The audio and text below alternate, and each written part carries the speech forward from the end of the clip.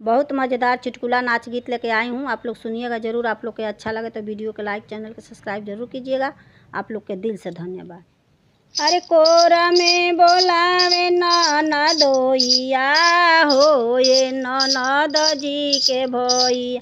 अरे कोरा में बोलावे ननदोइया हो, ये ननद जी के भैया।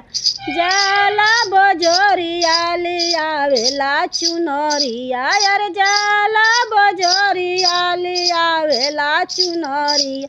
अरे हम के पहिरावे सारी रतिया हो, ये ननद जी के भई।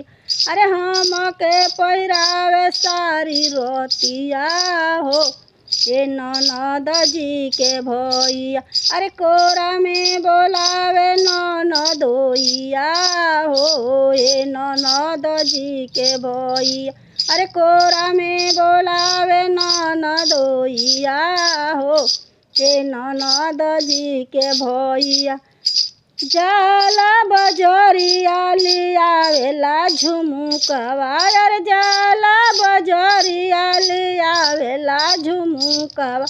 अरे हम के पहिरावे सारी रतिया हो, ये ननद जी के भैया। अरे हम के पहिरावे सारी रतिया हो, ये ननद जी के भैया। अरे कोरा में बोलावे ननदोइया हो, ये ननद जी के भैया।